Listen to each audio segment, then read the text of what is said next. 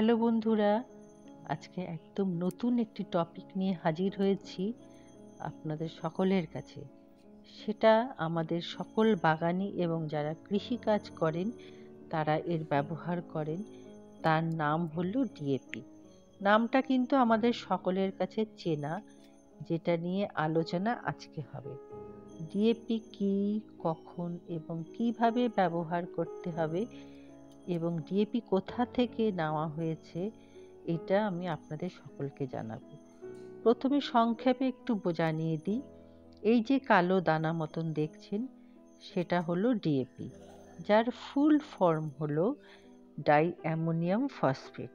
এটা কিন্তু রাসায়নিক সার, যার ব্যবহার 1960 সালে শুরু হয়েছিল এবং তখন জানতে পারা গিয়েছিল কখন এবং কেন ব্যবহার করা যেতে পারে। ডাই অ্যামোনিয়াম ফসফেট হলো সবচেয়ে প্রচলিত একটি রাসায়নিক সার। এই ডিএপিতে থাকে 18% নাইট্রোজেন এবং 46% থাকে ফসফরাস। ডিএপির দানা কিন্তু সহজে জলে মেশে না, এটা আমরা সকল বাগানিরা কিন্তু অল্প বিস্তর দেখেই থাকি। তাই দেখা যায় যে ডিএপির ব্যবহার ডাইরেক্ট মাটিতে বা টবের মাটিতে, এবং ডিএপি মাটিতে ছড়িয়ে দিলেও সেটা কিন্তু 39.5% মাটিতে মেশে এবং বাকিটা রয়ে যায়। আর যেটা ফসফরাস, যেই ফসফরাসটুকু থাকে সেটা আস্তে আস্তে টবের মাটিতে মেশে। এবং ডিএপিকে কখন কিভাবে ব্যবহার করতে হবে সেটা কিন্তু আমাদের সকলেরই ভীষণভাবে জানা প্রয়োজন। যখন আমরা গাছ প্রতিস্থাপন করি তখন দুই একটা দানা যদি টবের মাটিতে ছড়িয়ে দেওয়া যায়, তাহলে কি করবে, এই যে ফসফেট রয়েছে ডিএপির মধ্যে, সেই ফসফেট গাছের কাণ্ডকে মোটা করতে ভীষণভাবে সাহায্য করবে। আর এই নাইট্রোজেন যে থাকে ডিএপির মধ্যে, এই নাইট্রোজেন করবে গাছের পাতাকে উজ্জ্বল এবং সবুজ। কিন্তু মনে রাখতে হবে আমাদের সকলকে, ডিএপির মধ্যে কিন্তু পটাশের কোনো উৎস থাকে না। তাই গাছে যখন ফল বা ফুল কিছু আনতে হবে তখন পটাশ ও ডিএপি একসাথে মিশিয়ে নিয়ে দিলে তখন সেটা একটা পরিপূর্ণ এনপিকে তৈরি হবে এবং ডিএপির ব্যবহার তখনই ঠিকভাবে গাছের তৈরি হবে যদি ফুল বা ফল আনতে হয়। এইবার যেটা আপনাদের সকলকে জানাচ্ছি, এটা এমন একটা রাসায়নিক সার যে টবের মাটিতে দিলে তার রেজাল্ট 15 থেকে 20 দিন পরে দেখতে পাওয়া যায়। যদি কোনো গাছে আপনারা সেরকমভাবে বৃদ্ধি না দেখতে পান, তাহলে এই ডিএপিকে জলের মধ্যে একটু গুলে রাখবেন। যদি একদিন আগে গুলে রাখেন খুব ভালো হয়।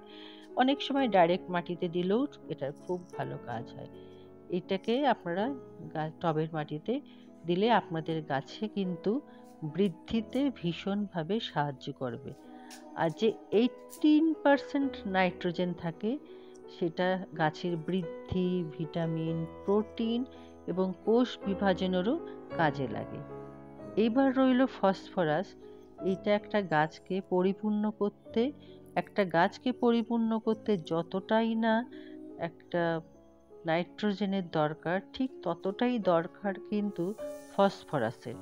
ফসফরাস কি করে জানেন কি আপনারা? ফসফরাস শিকড় বৃদ্ধিতে ভীষণভাবে সাহায্য করে এবং গাছে যে আমাদের যে ফুল বা ফল আসে তাকে বড় করতে সাহায্য করে এই ফসফরাস। গাছের কাণ্ড মোটা করতে সাহায্য করে এই ফসফরাস।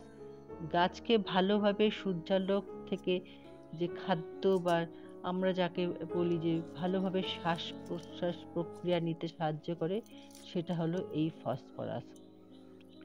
এইবার আমাদের কিন্তু সকলেরই জানতে হবে ডিএপি ঠিক কতটা নিতে হবে। যদি টব আমাদের 5 ইঞ্চি হয়ে থাকে তাহলে কিন্তু ঠিক 5টা দানা টবের মাটিতে ব্যবহার করতে হবে। যদি আপনার টব 10 ইঞ্চির হয় তাহলে ঠিক 10টি দানা এই টবের মাটিতে ব্যবহার করতে হবে। ডিএপি আপনারা কিন্তু মাটিতে ঠিক মাসে 2বার ব্যবহার করবেন।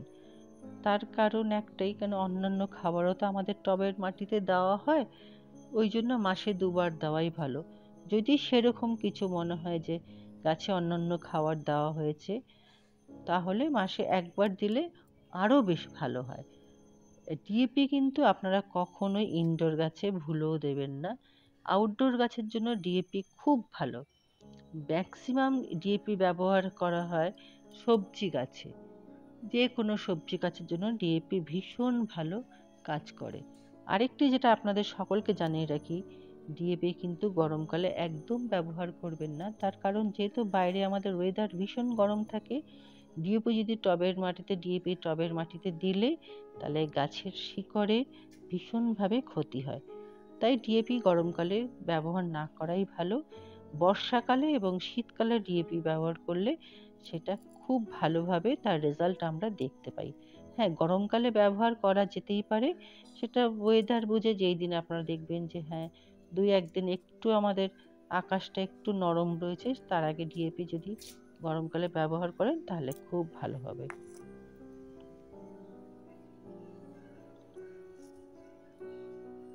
তো বন্ধুরা, আপনাদের সকলের এই ভিডিওটি কেমন লাগলো আমাকে অবশ্যই লাইক, কমেন্ট, শেয়ার করে জানাবেন। আজ আমি তাহলে আসি। আপনারা সকলে ভালো থাকুন, সুস্থ থাকুন এবং মনের আনন্দে আপনারা বাগান করুন। এবং ডিএপি ব্যবহার কখন, কিভাবে, কেন করতে হবে সেটা আপনাদের সকলকে আমি জানিয়ে দিলাম। আপনারা সেইভাবে এই ডিএপির ব্যবহার করুন। আজ তাহলে আমি চললাম। টাটা।